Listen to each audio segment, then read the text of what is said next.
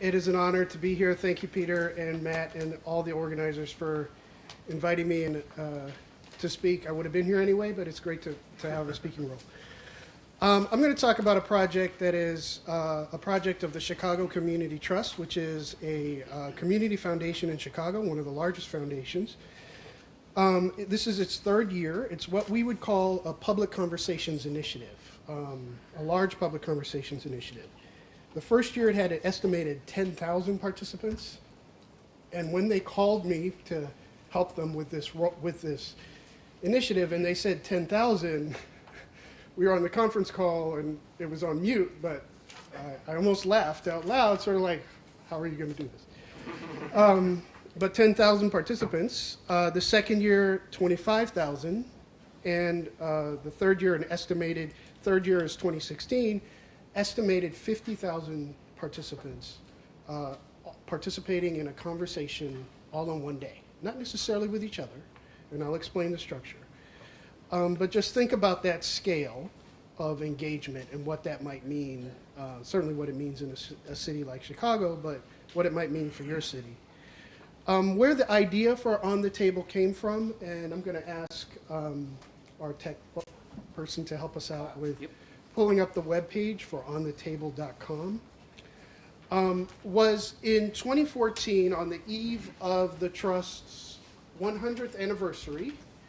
They were inspired to recreate, in a modern way, a conversation that happened 100 years earlier that resulted in the creation of the Trust.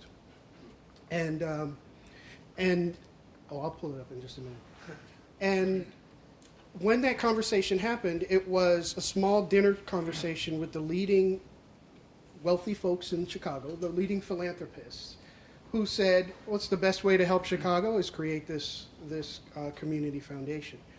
Fast forward 100 years, the CEO, current president CEO, Terry Mazzani, was looking for a way to engage folks and mark their 100-year anniversary, and they came up with this idea of, why don't we have an on the table, a dinner, a mealtime conversation that engages Chicago residents, and of course, now that the Trust serves the region, residents from around the region.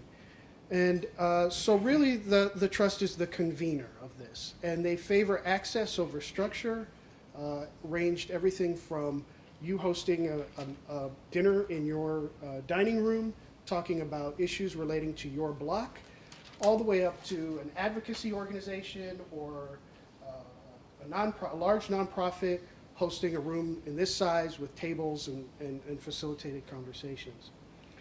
And so this really has created a whole new energy around engagement in Chicago.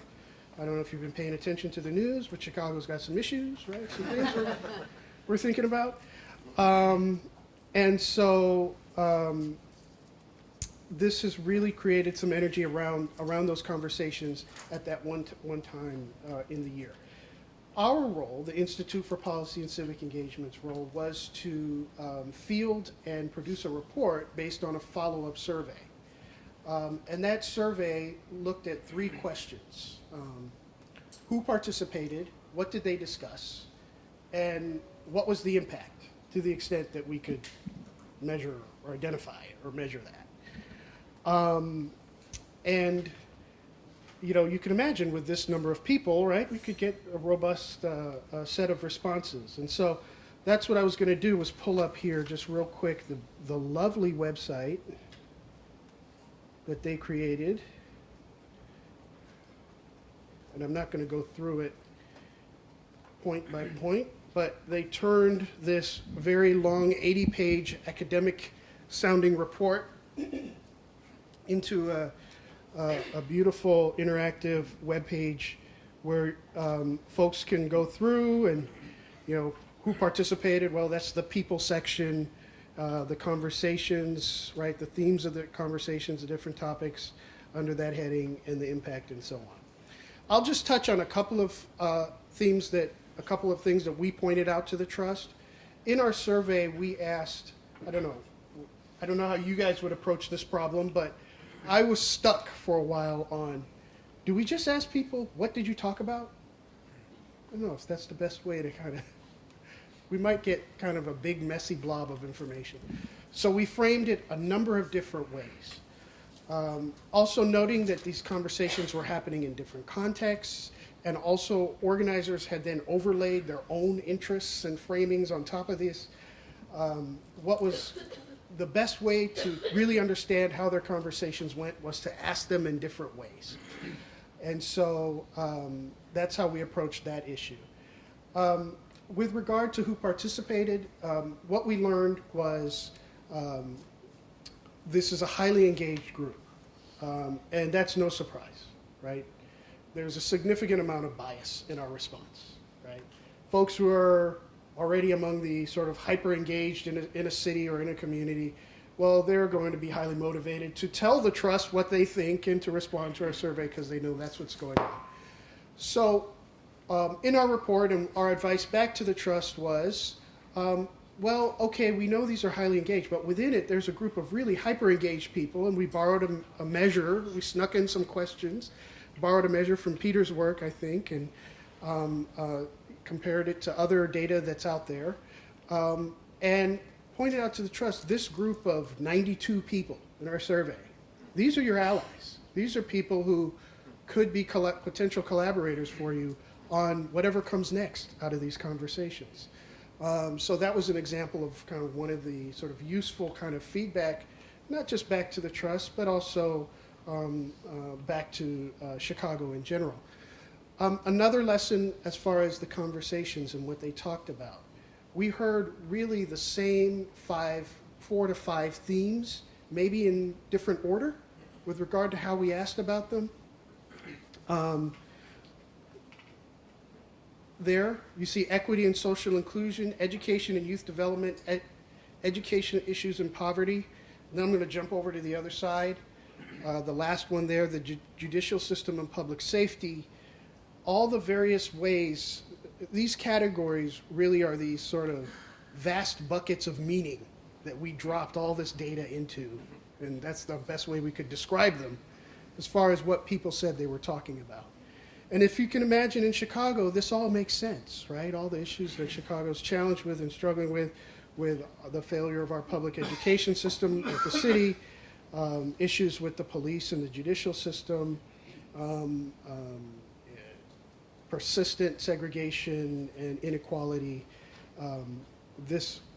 These issues have been in various orders present in this report all 3 years.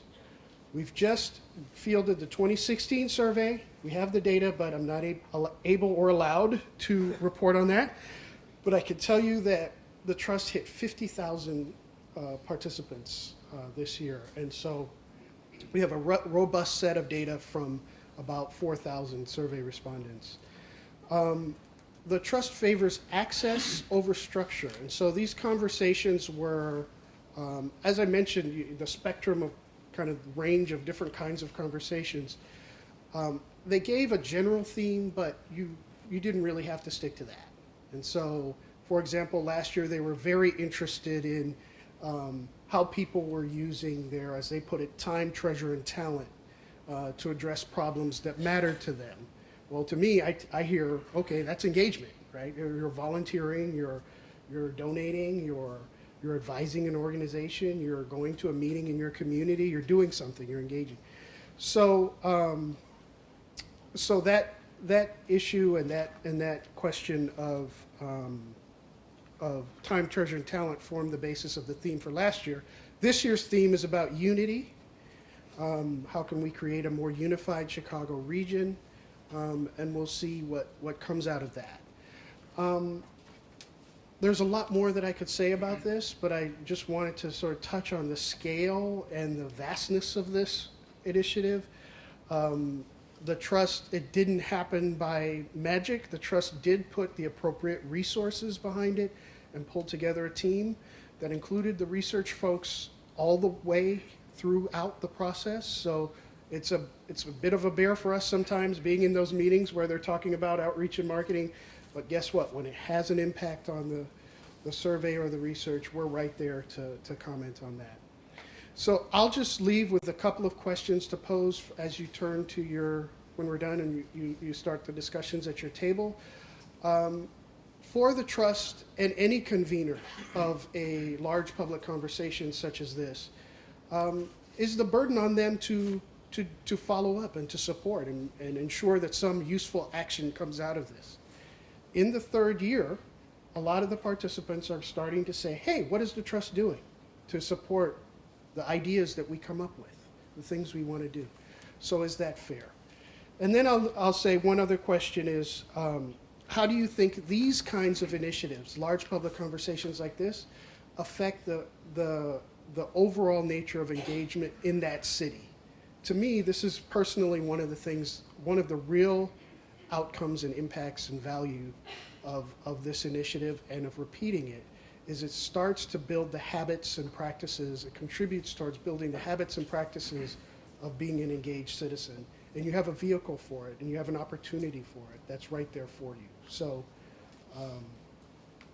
reflect on that.